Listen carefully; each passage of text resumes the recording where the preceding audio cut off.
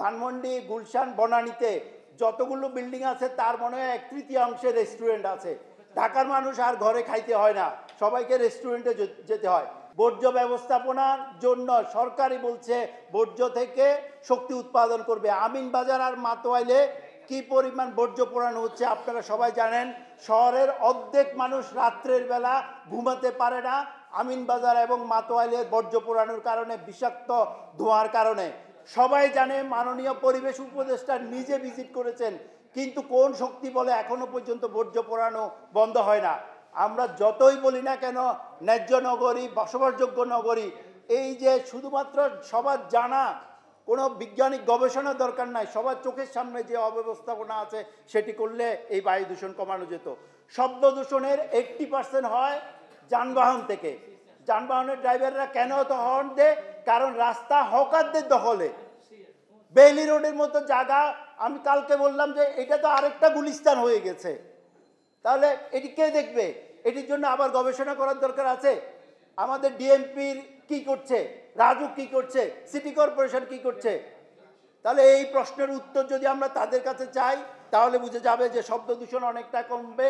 Traffic ব্যবস্থাপনা, রাস্তার 1/3 আমরা ব্যবহার করতে পারছি না, সেটি করতে পারলে এই শব্দ দূষণও কমবে। অথচ 47 কোটি টাকা প্রকল্প দিচ্ছে পরিবেশ অধিদপ্তর, আর আমরা রাস্তা দখল করে ব্যবসা করার সুযোগ দিচ্ছি। শব্দ দূষণ এইভাবে কমবে না।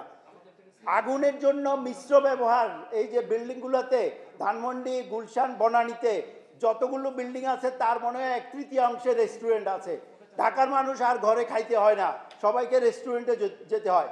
রাজুক চেয়ারম্যান মহোদয় যদি ঢাকাতে, ওনারা নিজেরা অনেকগুলো শহর ডেভেলপমেন্ট করার প্রকল্প নিয়েছেন, অথচ সেন্ট্রাল ঢাকার পার্ক, খোলা মাঠ, এগুলো কোথায় তার খবর যদি আমরা না নিই, তাহলে এই রেস্টুরেন্টগুলো এই বিল্ডিংয়ে হবে।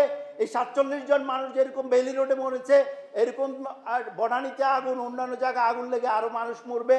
1 সপ্তাহের জন্য অভিযান পরিচালিত হবে, কিছু রেস্টুরেন্ট বন্ধ হবে, কিন্তু বছর ঘুরতে আবার সেই জায়গাতে আমরা যাব। আমরা অনুমোদিত বিল্ডিং করছি, আমরা অননুমোদিত বিল্ডিংয়ের ব্যবহার করছি, ফায়ার এক্সিট আছে কিনা দেখছি না, এবং নিম্নমানের নির্মাণ সামগ্রী দিয়ে ফায়ারের অর্থাৎ তার এবং অন্যান্য ইলেকট্রনিক সামগ্রী 5ম গ্রেড 6ষ্ঠ গ্রেডের পর্যন্ত এক একটা কোম্পানির ইলেকট্রনিক জিনিস বানাচ্ছে, সেগুলো ব্যবহার কারণে, ওভারলোডের কারণে এই আগুনগুলো লাগছে। তো আমরা খুবই সচেতনভাবে জেনে শুনে এই আগুনকে আমরা প্রশ্রয় দিচ্ছি। সর্বশেষ যে বিষয়টি আমি দৃষ্টি আকর্ষণ করতে চাই সেটি হলো ঢাকা শহর আজকে তাপের শহর হয়ে গেছে, এইটা হিট চেম্বার হয়ে গেছে। কারণ এই শহরে যত লোক বসবাস করা, অর্থাৎ 50 থেকে 60 লক্ষ লোক বসবাস করার ক্যাপাসিটি আছে, কিন্তু আমরা জোর করে সেখানে 2.5 কোটি 3 কোটি মানুষকে বসবাসের জন্য চেষ্টা করছি। এই গ্লাসে যদি আমি এটিকে স্যালাইন বানাতে চাই, এখানে যদি পরিপূর্ণ পানি ঢুকাই দিই, এরপরে আমি চিনি দিতে গেলে এটা ওভারল্যাপ হবে, এটা কোনোভাবে আমি এইভাবে মিশ্রণ করতে পারবো না। যত পরিকল্পনাই করি, ঢাকা শহরে যদি 2.5 কোটি মানুষের পরিকল্পনা করা হয়, পৃথিবীর কোনো বিশেষজ্ঞ এসে এই শহরটাকে বসবাসযোগ্য করতে পারবে না। এটি আমি আপনাদেরকে দায়িত্ব নিয়ে বলছি। পৃথিবীর এত ডেনসিটি শহর কোথাও নাই। অতএব বিকেন্দ্রীকরণের দিকে যেতে হবে। যতটুকু মানুষ আছে এখানে একটা সিলিং দিতে হবে।